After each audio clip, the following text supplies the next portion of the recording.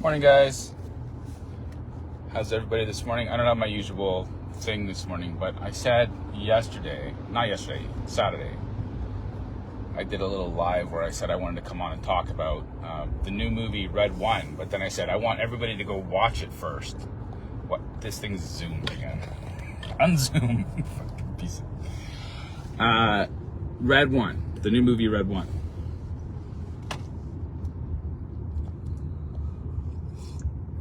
And I said everybody should go watch it before I give spoilers. So I hope everybody had a chance to watch it. If you haven't watched it, don't watch this. And I'm sorry if you jump in. I know people jump in the middle of live streams all the time, and hopefully I don't screw it up for you. But I'm going to tell you something about it because it's a theme that just keeps coming up and up. And just a couple days ago, I changed my cup. There you go.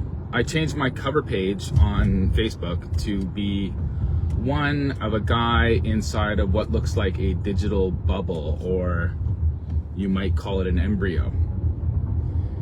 So it's like an embryo. It's like a shell. It's like creation that you're trapped inside of. But you can start to see everything else out there around you when you realize that you're trapped in that bubble. And I'm going to relate that back to the movie Red One. So if you haven't seen it, first of all, go see it before you watch this. I'm going to spoil the shit out of it. At first, it was kind of dark.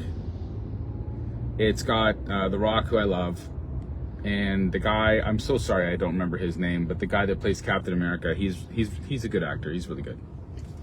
And he plays a piece of shit dad. Who we get introduced. So he's this little kid that doesn't believe in Santa Claus. And at the beginning of the movie, he shows that Santa Claus is not real because he's at some kind of party or something, and it shows him showing all these other little boys a closet full of presents, saying, "Hey, look, this is how we know it's not real. Here's all the presents. They're lying to us. The parents are lying to us." How can I put this fucking thing? Hold it. Okay. That's just the way it's going to have to be. He opens his closet. He says, "Look, here are the presents. I'm right. It's all fake." And this dad comes in, whose house it is, I believe, and finds him and says, "What are you doing?" And he asks all the other kids to leave. And he says, yes, we parents give presents to our children, but there really is a Santa Claus, and he just hasn't come yet. But it's real. And then it goes to later on, he's an adult, and he's this super decipherer of riddles and mysteries, and he can track anyone down. I think they call him the Fox or something like that. And he can track anything down. That's his backstory. He grows up to be this incredibly cynical person who's also very good with tracking everyone down, and figures out the way that everybody would do things because that's how he would do it himself. So he's this super sleuth kind of guy, but he's also a criminal, and he does things on the dark web for money. And he breaks into this place where he attaches a kind of a modem that allows him to snoop in on the signal of this seismic activity place, and then it goes to... I'm literally going to ruin the whole movie, so if you haven't seen it, don't listen to me right now. So he goes, then it goes to like this, it goes to The Rock, who is the bodyguard of a mall Santa. But then we quickly learn that this is no ordinary mall Santa. But the bodyguard himself is also very cynical, so he's a perfect counterpart for this young boy that grows up never believing in Santa, or more specifically, magic. Or shall we say a special kind of magic. The kind of magic that brings love every year on Christmas and keeps little kids believing in something greater than themselves. And I've thought about that a bunch lately, because what is Christmas? Christmas is this idea that Santa, which is awfully close to S-A-T-A. I'm not saying he is, but I am saying that Santa is a pagan concept. It reintroduces a God-type figure into the world. It does. You can deny that if you want. It's not deniable. It's 100% what the concept is. It's this idea that there's this magical thing that comes from the North Pole, a place where nobody can go, and it's basically like a little g god on this earth. That's what Santa is. So to have a little g god, so the way that I brought up this idea of Hermeticism, which is this concept of magic brought forth from centuries, eons ago, by this guy Hermes Trismegistus, which was like, it's this idea that for magic you need to have two different things to play off against one another. It reintroduces itself through Hegel and even through Marx, dialectical Marxism. You don't need to understand anything I'm saying when I'm saying this stuff, but basically you have a left and a right, or an up and a down, or an in and an out. You have things that play off against each other, positive and negative, 0 and 1, which is interesting, because 0 is a negative, or should we say an empty space, and 1 represents 1, maybe all. Okay, now I'm digressing. Anyway, so for there to be a positive force, there must be a negative force, especially in an enclosed world, or maybe a planet. And in the planet that we are in, Santa is this magical thing that gets his powers from the belief of little girls and boys. But the world is becoming, or has become, a very cynical place, as we all know. You don't need to hear that from me to know that the world is a very cynical place, and you most likely are a very, very cynical person, especially when it comes to the idea or concept of magic. But magic is being reintroduced to the world through this concept of these UFOs or UAPs, or in some cases orbs, or as Redacted put it when some guy took a picture of what people are suggesting is the most clear close-up of one of these orbs. It looks like an embryo.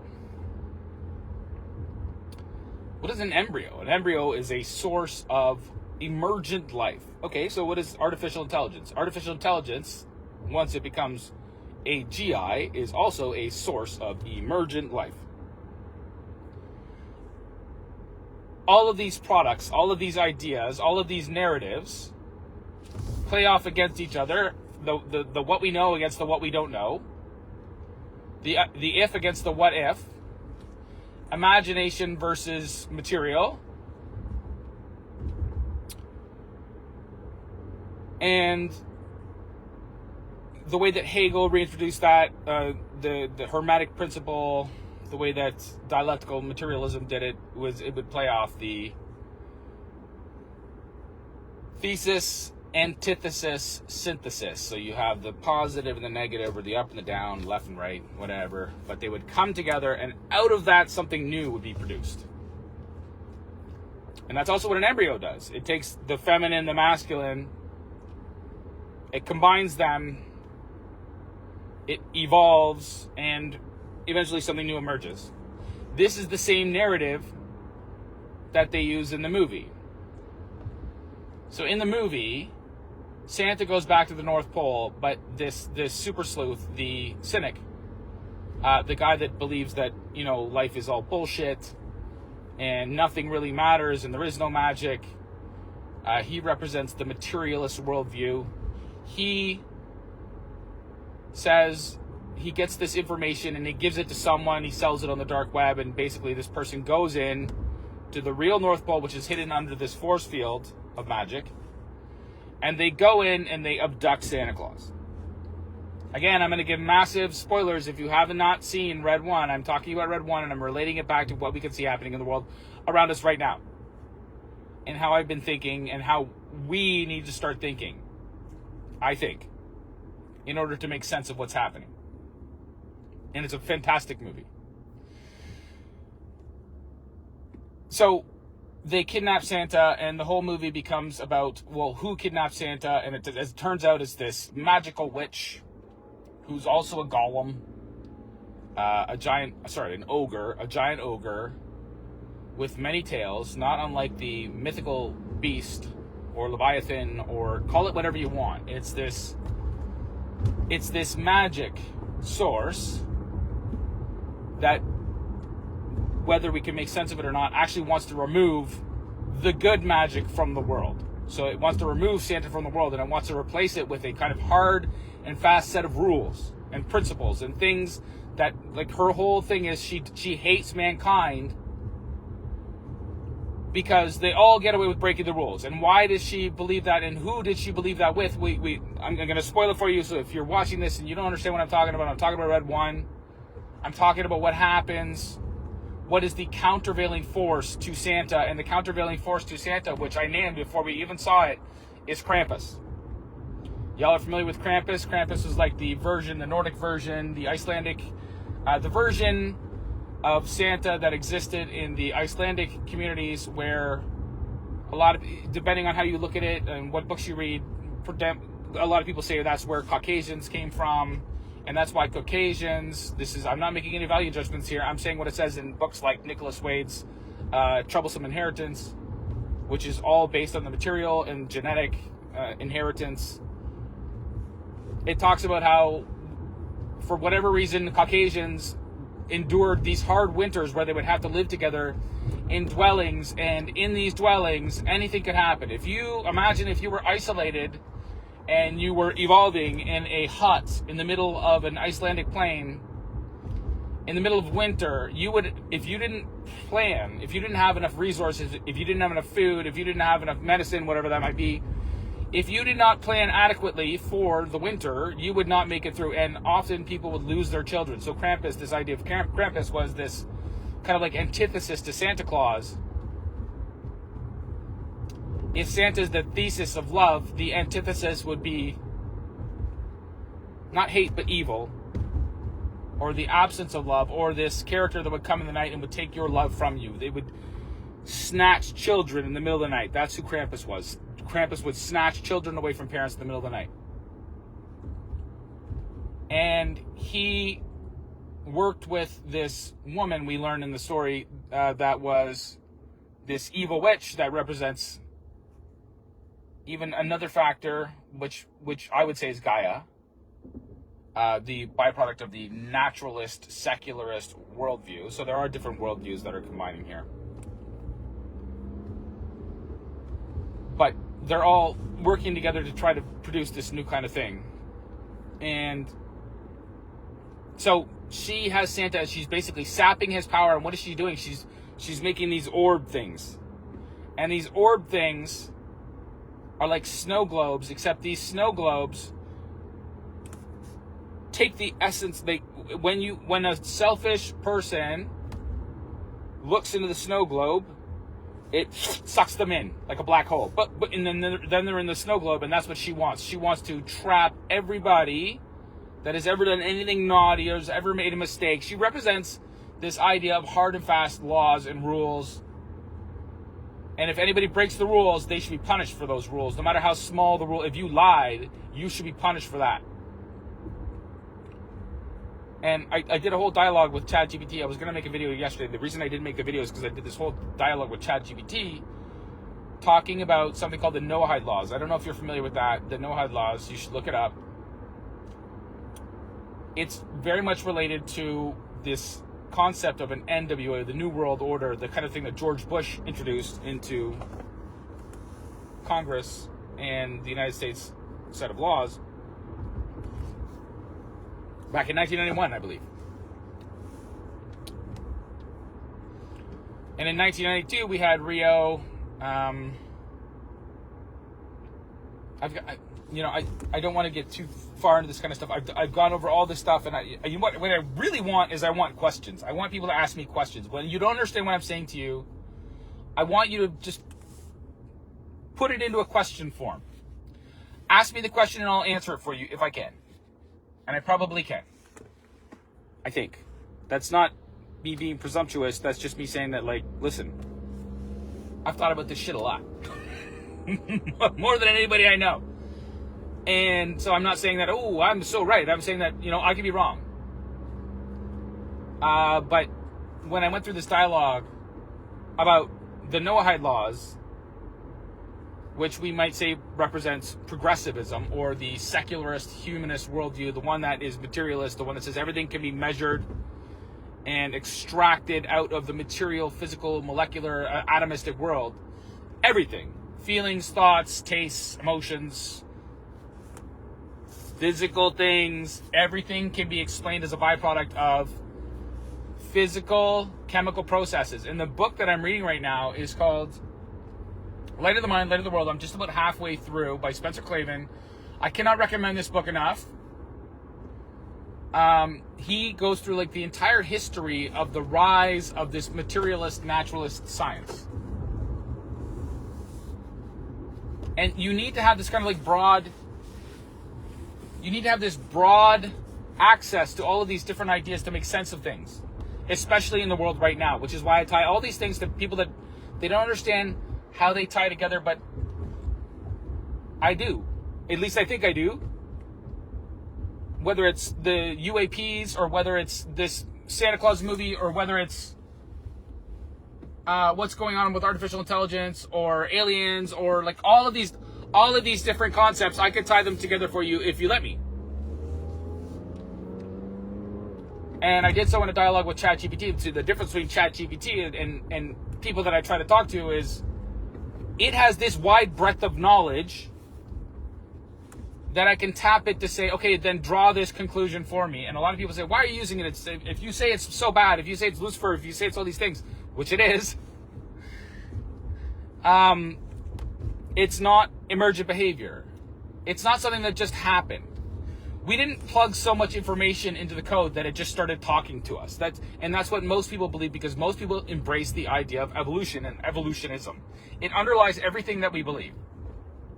Okay? And a lot of people, like a fish swimming in water, don't realize that they're in the water. They don't realize that everything they think about the world has been colored, or you taste, you smell, you feel, you touch. Our five senses have been immersed in this water that we think is the world.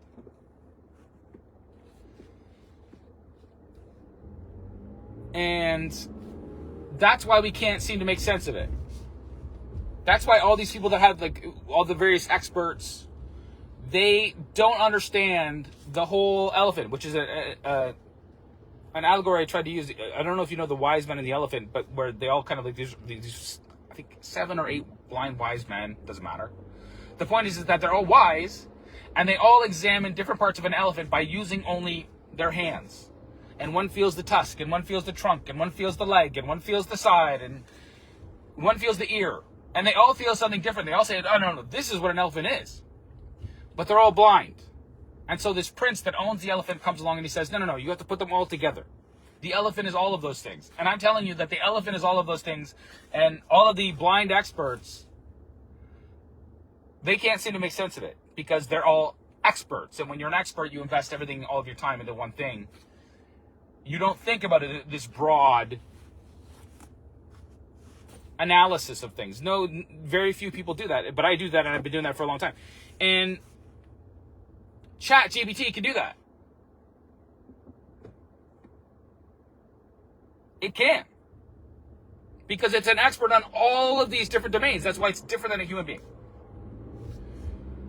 And so because we believe in, we have faith in this thing that we think that we built. This new Santa. We're going to basically trust it to bring the magic back into the world. Ooh, get hot.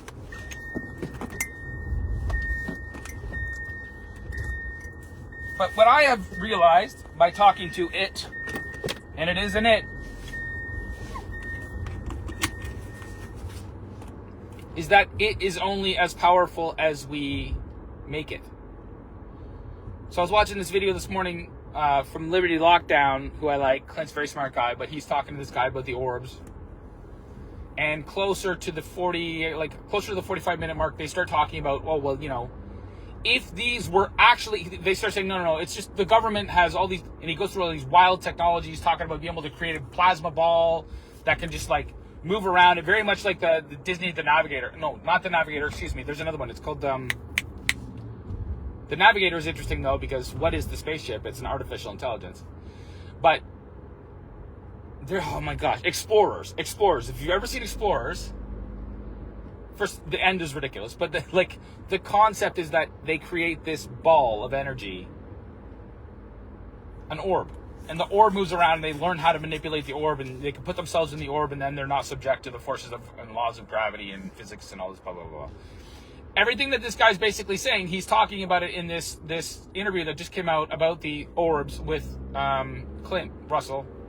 Liberty Lockdown is his YouTube channel. You can go watch it. I suggest you go watch it. But closer to the 45-minute mark, they start talking about this. Well, you know, if there really was aliens, they would be so evolved. Everybody was says evolved. Everything is always about evolve. That's the water that we're swimming in. Everybody thinks that everything is a byproduct of evolution. Is that true? Do we have the evidence? No. No, we don't actually have that evidence.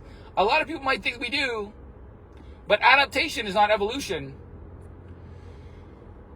And whenever you listen to somebody that is so sure that their expertise makes sense because they rely on the expertise of other people, that they believe that they have answered these consequential principle questions that support their arguments, they think it's been answered. But when you go down those rabbit holes, you realize, and I realized, that none of those things have been satisfied properly. None, zero. We don't know where life came from. We don't know what it is.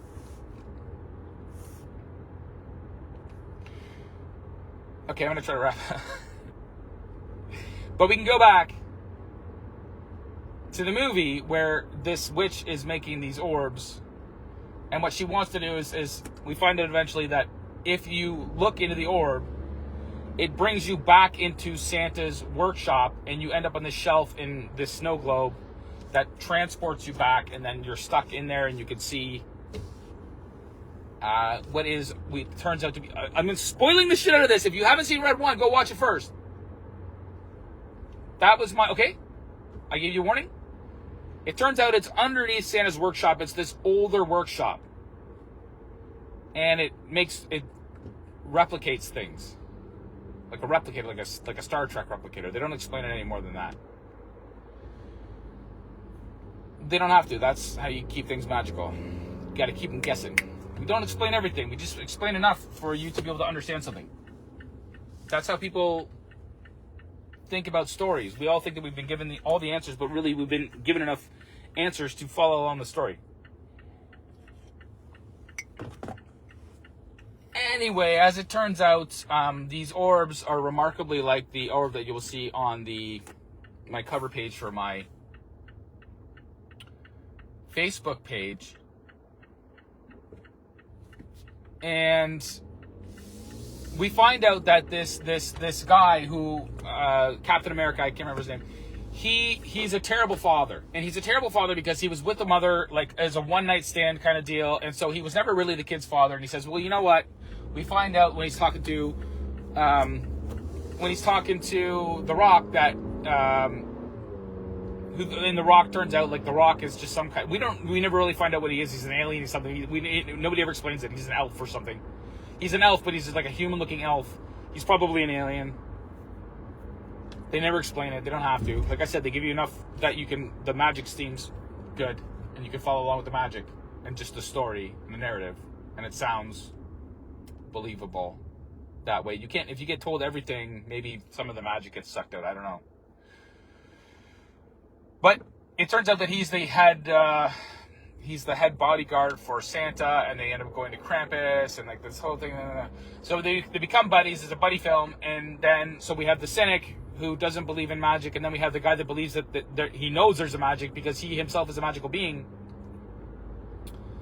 But another subplot is that he is retiring from being Santa's head guy because he says, I just can't see it anymore. I can't see it in people. I can't see the magic. They don't believe it.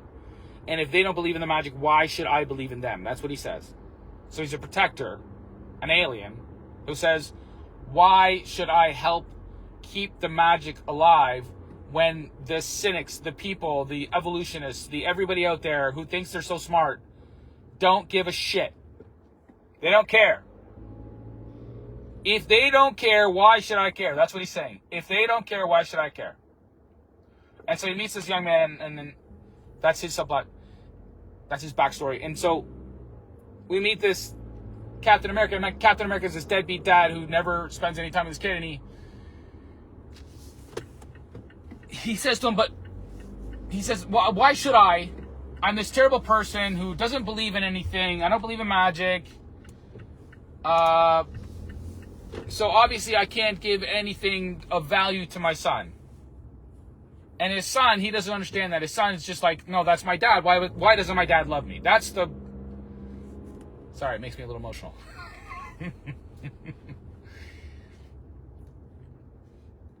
Humanity's entire thing is, why don't people love me? And everybody just wants to feel love. Even the abandoned people. They just want to feel love. And so The Rock explains to Captain America that, your son, if you think you're such a deadbeat and that the best thing you can do is not disappoint him by being in his life, have you considered that maybe that you are, even when you're trying to succeed, you're failing? You're succeeding and failing because you're not in his life and you're not providing a role model for him. And to him, it matters whether or not you exist in his life. But he says, no, he's got this new dad, and he's so much better than I would ever be. And meanwhile, he's got all these gifts and these talents, and he's like this amazing kind of guy. But he doesn't believe in himself. It's this really important hacker guy who can figure anything out, and he's a super genius, but he doesn't believe in himself. And so The Rock says, well, maybe you should start believing in yourself. And so we come to this moment where he basically sacrifices himself to save The Rock, the guy that doesn't believe in people. So the guy that doesn't believe in people, he doesn't believe that people are worth saving anymore, is saved by a guy that doesn't believe that he's good enough to help save people. I'm pointing at me. I don't mean to. But that is sort of how I feel about the way that I've gone about doing things. I never believed in myself. I always had an inferiority complex. But it was never because I blamed it on anyone else. I never blamed it on anyone else. I always blamed it on myself. I was like, what the fuck is wrong with me that I have an inferiority complex? I should be happy. I had parents that stayed together. Wasn't perfect. But I grew up in one of the most beautiful cities in the entire world. Wasn't perfect. My life wasn't perfect. I'm not saying that. But I often get upset with myself because I could have been so much more. I'm a big guy. I'm 6'2". I used to be, before I injured my leg, I used to be 230 pounds solid muscle. I had like 11% body fat. And my injury now, because I haven't been able to rehab my injury since 2020, it happened just before 2020 when the world went fucking so concerned with my health. Much more concerned than I could ever be with my health. Idiots. They weren't concerned about my health. They were concerned about everybody's health. They were concerned about the health of the planet. See, they were, in a sense, playing the role of the cynic. The materialist cynic, who is so good at doing things. They were like the counterpart to me. They were like my hermetic opposite. These people, these public health people, these people that believe in materialism and scientism and all the isms, they are the ones who became my foil. And I just said, you know what? I don't accept that shit.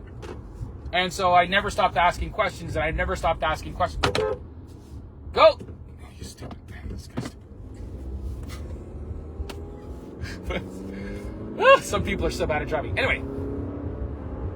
That's not to be I'm not making a value judgment there. It's just some things are factually true. You can just pick it up. Sometimes there's signs. And sometimes people like me need to be cooler. And what am I saying when I say that? I'm not saying that I'm any more special than anybody else, but I do recognize the value of the life that I've had. And I do recognize that a lot of things that have happened to me in my life are of my own making. And my wife keeps saying to me, you know, you can't fix other people. You can't help other people see what you see. And I keep saying, the same way that, like, I'm listening to public health, and I'm like, no. A lot of these people saw that what these people were doing was fucking ridiculous. What they were doing was fucking ridiculous, and it was all bullshit. And a lot of people now have realized it was fucking ridiculous, and it was all bullshit. But most people are looking for a person to blame, something to blame. And so this morning I read a story by Tess Lowry talking about the potential of the aliens, the orbs, whatever. It's going to be a government psyop, blue beam, all this shit. And she keeps going, the cabal, the cabal, the cabal. Now, if you know who Tess Lowry is, you know she's a very smart lady. A professor of public health, I do believe. And she's got a Substack called The Better Way. She's got a website where they're trying to come up with new ways of thinking about human health and how do we progress after we fucked everything up so royally.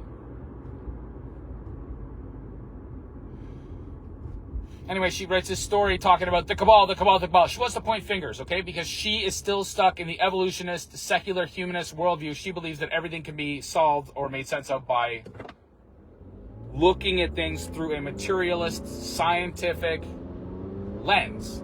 The atomistic, molecular, chemical world that is described in the first half of the book, The Light of the Mind, The Light of the World by Spencer Clavin.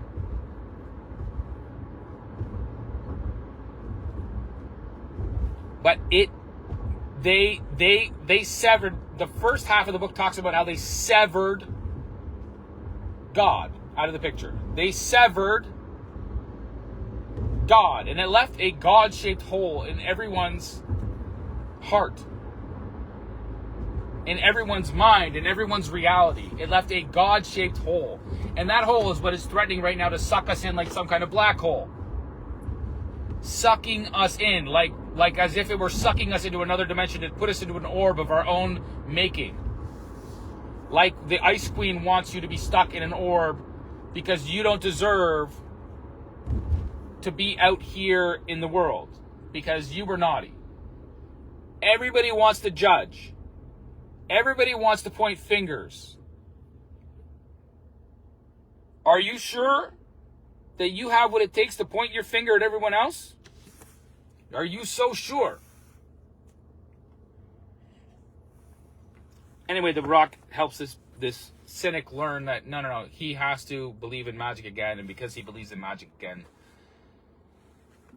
they fight the demon and they save Santa, and it's this wonderful, and it's action-packed. So, Red One, I cannot recommend it enough. Go watch it. It's fantastic, but most importantly, it's fantastic because it gives a decent allegory to kind of understand where we're at right now. An allegory, like the allegory of the cave.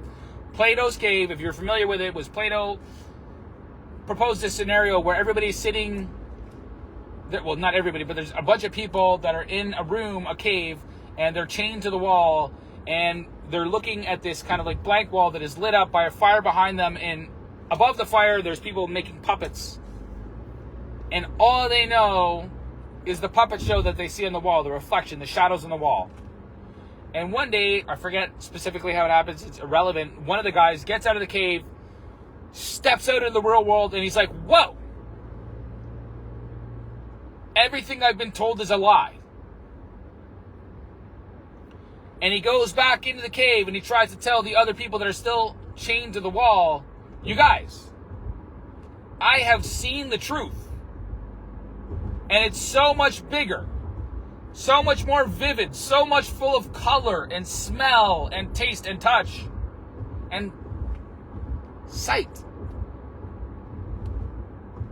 And it makes everything that much more vivid when you experience it, when you're not stuck in this cave. Where you can all debate, like the blind men debating what an elephant looks like even if everyone in that cave is a genius, if they don't understand what the guy that got outside is trying to tell them, they won't be able to make sense of it.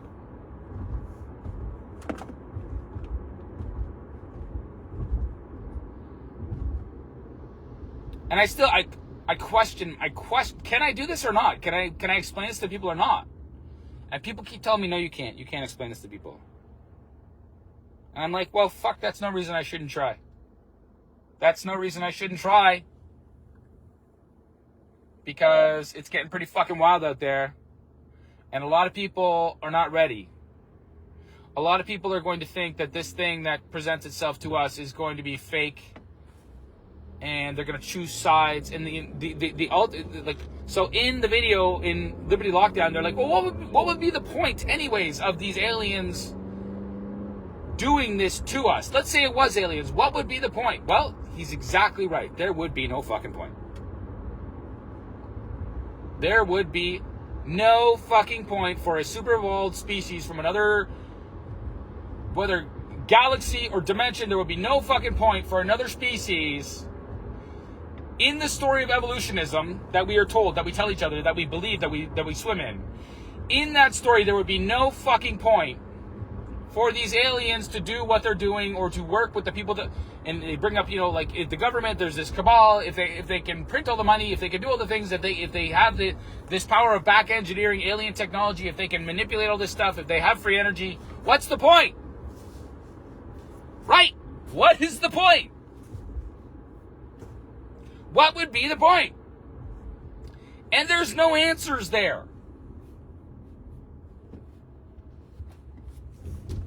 But I do have an answer for you. And it's one that's been around for a long time. And it's one that created the free world. It created the reason for the free world, for freeing slaves, for the end of slavery, for embracing this idea of free will, that humans have a divine spark in each and every one of us that we need to respect. And if we don't respect it, then we go to war. Then we become tools for the magicians. Then we start to fight each other. Who are the magicians? Who inspires the magicians? Who do they pray to? They pray to the gods of this earth. The little gods. The pagan gods. The materialism gods. The Gaia gods. That's not to say they don't play a role. They do. But their story is always an inversion. It's always a lie because it doesn't have a point.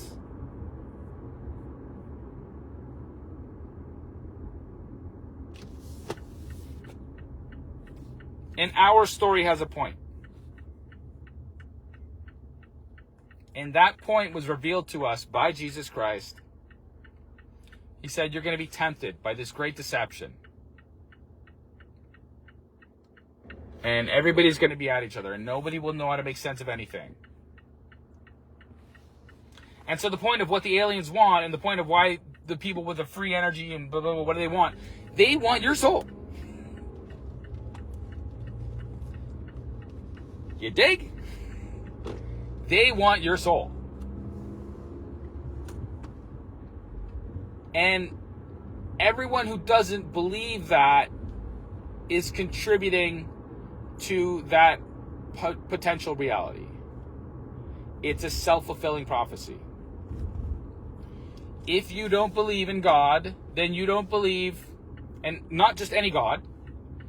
And whenever anybody says any God, oh, they're all the same. No, they're not.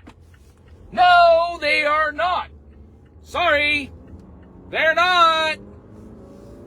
They're not. They're not. No matter how much you try to wish that the pond that you're in, that the water that you swim in is actually all there is, no matter how much you want that to be the case. I got out of the cave and I'm telling you that the world is bigger and better than you could possibly imagine. But without God, the real God, the true light, think of Lucifer as the light on the wall of the cave, telling you all the stories that he wants you to hear. But God is the one that freed the slaves. He is the one that took the chains off of us, off of me. And I was able to get out of the cave and I see what's out there. And I'm just trying to tell y'all, it's good. It's good. And we need to break ourselves out of, we need to embrace love. And just like in the movie, the way he gets out of it is he stops being a selfish prick who can't tell the truth. He tells his son, I've been the shithead. We need to accept personal responsibility for each other embracing this narrative, this set of lies, this fake version of reality. It's our fault. Because we don't listen to one another. We just want to hear what we want to hear. We're greedy, we're selfish, we do all these things that are not about other people. They're about ourselves and our own desires and our own petty whims and feelings and fears. And when you accept God and you realize that he actually does love us, the common theme among most people who are unhappy, and I understand why I was blessed. I realize that now. I was blessed because I got the kind of life that most people don't get. And I am fucking grateful. But that doesn't mean that we all can't have that kind of life. And we have to want that kind of life for our children. We have to want them to have a better life than we had. And if we're just fighting about the details all the time, about whose version of reality and whose version of evolutionism is the most accurate, we crowd God out. And then we create the self-fulfilling prophecy. It's us. We're doing it. And I'm just trying to help you understand how I came to that conclusion. Oh. Well, that is disappointing.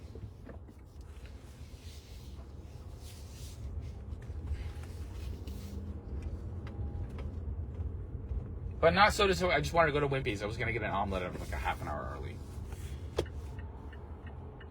So I wanted to get a thing, but you know what? I can't get the omelet I want right now, but that's okay. I can't let that be the thing I focus on, because life is still good. And there's going to be a tomorrow. And artificial intelligence is not going to be our new Santa. It's just not. It's not going to bring all the little boys and girls presents. In fact, it's going to be much more of a Krampus. Because we've decided to believe that power is more important than love.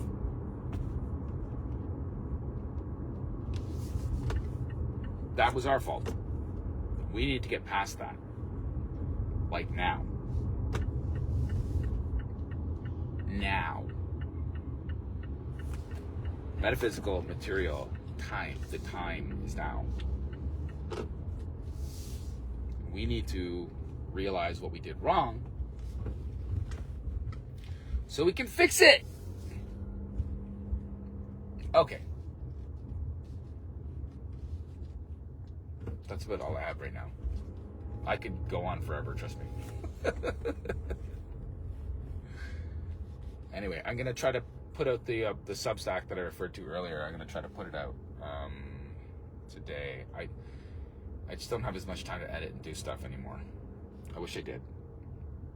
I could make it, I know I'm difficult to follow. I think I can make it so much more concise, but what matters to me right now, I feel like what matters, because I feel like it matters to you, is that we need to stop beating around the bush.